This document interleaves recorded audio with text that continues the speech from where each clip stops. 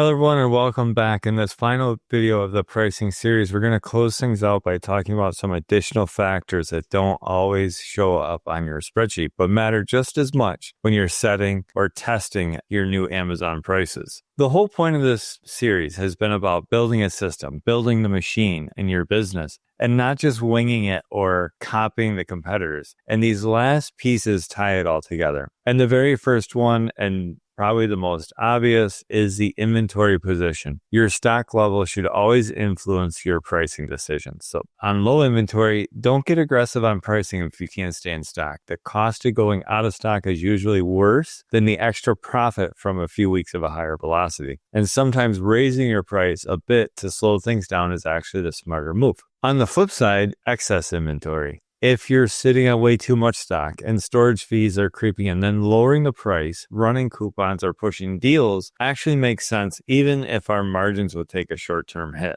Amazon storage fees, restock limits, and seasonality all tie into this, but you can't just look at margin per unit in isolation. You have to ask, what does my inventory position allow me to do? The second is going to be category demand cycles. Every niche has its own seasonality and its own demand patterns. Fitness will spike in January. Toys and gifts dominate Q4. Supplements can even have mini spikes tied to trends or the news. If we don't account for these cycles in your pricing tests, you might get a false positive. A drop in sales during July doesn't necessarily mean your pricing increase failed. It just might be a slow in the market altogether. That is why you always want to cross-check your numbers against the category demand when you're doing your pricing test. The third is going to be competitive intensity and differentiation. Another factor is competition. Pricing is always relative. I can't stress that enough. In commoditized niches, phone cases, basic kitchen tools, price is everything. Shoppers are scanning for the cheapest option typically. In a very differentiated niche, unique features, strong branding, you have more flexibility to hold or even raise your price in those cases. We want to watch what our competitors are doing with coupons, strike-through, deals, and review building. If they're flooding the space with discounts, your base price may look high, even if our margin math is really solid.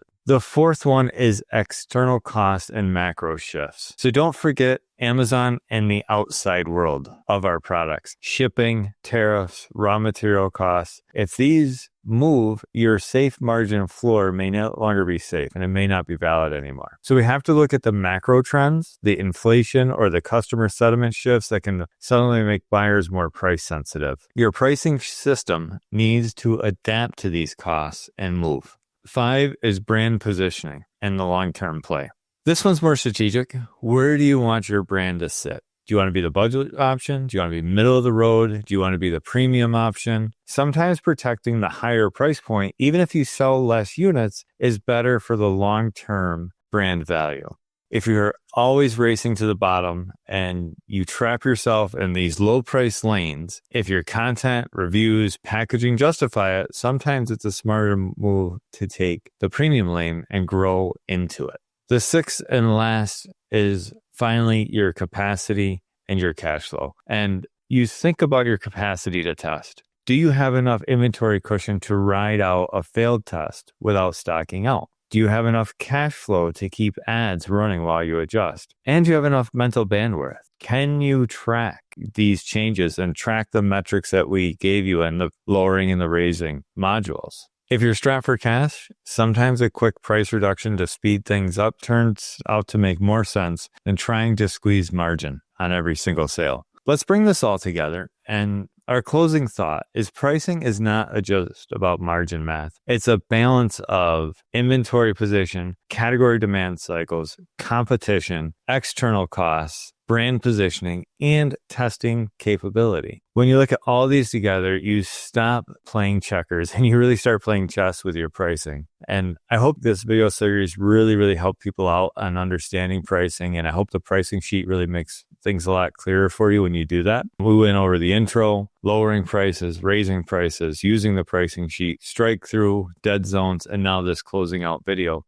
And pricing just isn't a number. It's a part of your entire Amazon strategy. We want to use it intentionally. We want to test systematically. We always want to protect our profitability. Remember, chase profit, don't chase revenue. I really hope everybody enjoyed this series on pricing. Have a great day, and I look forward to seeing you in the other modules. Thank you.